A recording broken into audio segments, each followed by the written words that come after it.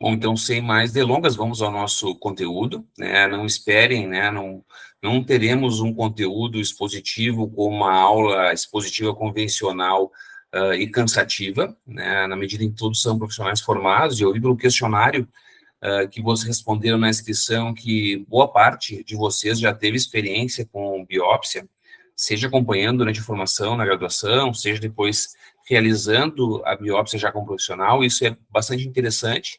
Eu acho que isso pode, na semana que vem, quando a gente vai ter o nosso momento presencial é assíncrono e presencial, à distância, mas com a presença de todos simultaneamente, a gente tem um momento de discussão, onde vocês trazem as dúvidas que surgiram no momento de vocês estarem fazendo biópsia nos pacientes de vocês. Então, o fato de você ter uma experiência prévia é super válido para a gente enriquecer mais esse momento de troca que a gente vai ter com vocês. Então, o nosso workshop de biópsia de lesões bucais, é importante que eu diga que o nosso foco nesse curso são as biópsias de lesões de tecido mole. A gente não vai estar enfocando nem discutindo com vocês tanto a questão das biópsias de lesões intraósseas, na medida em que elas não representam o principal problema na rede. Há um tempo atrás eu analisei os encaminhamentos que tinham sido feitos para atendimento de estomatologia no estado e percebi que 70%, digamos assim, por alto, se refere a lesões nodulares ou bolhosas, pequenas, de não mais do que 1 centímetro, e que acabam, então, fazendo com que esse seja o nosso principal foco aqui, para que a gente não, de novo, né, deixe uma lista sufocando os atendimentos especializados com esse tipo de procedimento, que é bastante simples, né? Vocês vão ver, seja entendendo aqui, olhando os procedimentos que a gente tem registrados em vídeo, ou depois, na hora do treinamento prático de vocês, vão ver que não é um tipo de procedimento que costuma gerar dificuldade para um clínico formado, né, um dentista, que realiza extrações dentárias que muitas vezes são mais complicadas, mais complexas do ponto de vista técnico do que uma biópsia de um fibroma, de hiperplasia inflamatória, mucocele, enfim, que são lesões bastante frequentes nesses pacientes que são encaminhados. Então, nosso objetivo com vocês vai ser tratar das etapas do processo diagnóstico, entendendo que a biópsia é uma etapa do processo diagnóstico, é uma modalidade, é um recurso, mas que não resolve todo e qualquer caso, isso é super importante. Enfatizar a importância dos exames complementares, além da biópsia, né? Nem todo diagnóstico mais complexo se resolve com a biópsia. Escrever as indicações, contraindicações das biópsias, também falando um pouquinho dos tipos de biópsia. O que é interessante já comentar com vocês? Às vezes a gente tem a impressão que um clínico que não tem tanto conhecimento de patologia ou estomatologia acha que, frente a um caso onde tem dúvida, a biópsia vai ser a solução sempre. Então, assim, mais ou menos dentro da máxima, não sei o que é, eu biopsio, e aí a situação se resolve.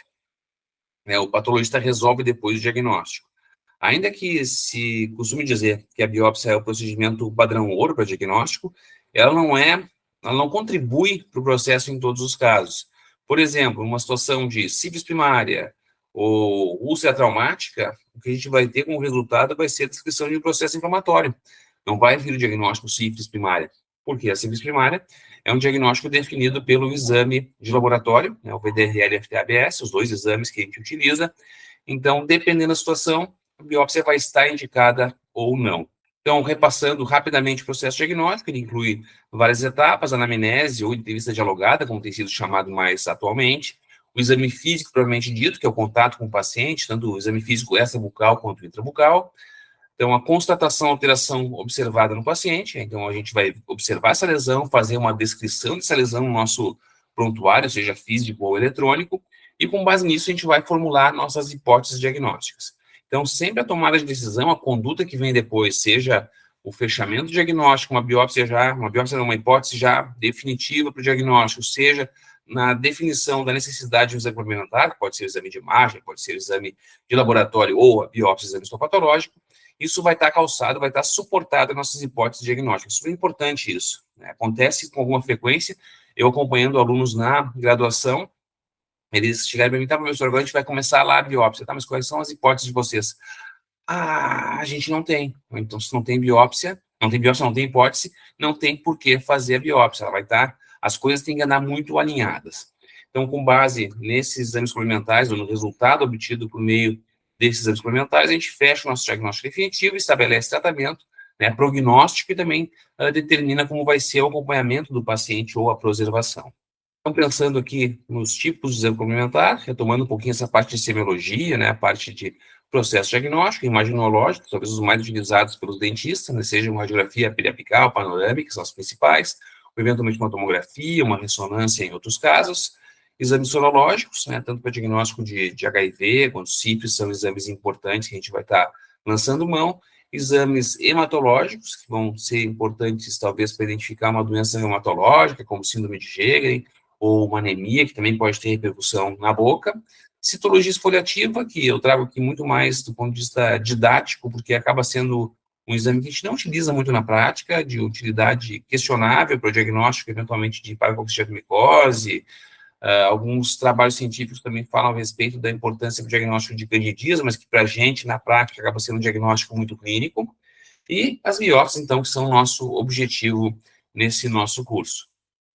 Então, brevemente, o conselho de biópsia é um procedimento cirúrgico, onde a gente vai fazer a remoção de um fragmento da lesão ou de toda a lesão e, obviamente, envio para laboratório. Não existe, né, a realização de um exame desse tipo, dessa natureza, e descartar o material. A gente sabe que, na prática, alguns colegas cometem esse equívoco, mas a gente considera que isso está totalmente fora de questão. Todo o tecido removido do paciente tem que ser encaminhado para laboratório para ser avaliado do ponto de vista microscópico.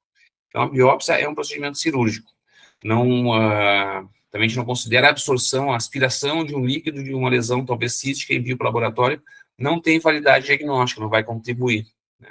Então, sempre a remoção de tecido, né, acondicionado em formol, a gente vai falar disso depois, e envio para o laboratório com uma ficha, onde vão ter dados a respeito desse paciente, desse caso, também um ponto importante que a gente vai falar na próxima aula, na aula da semana que vem.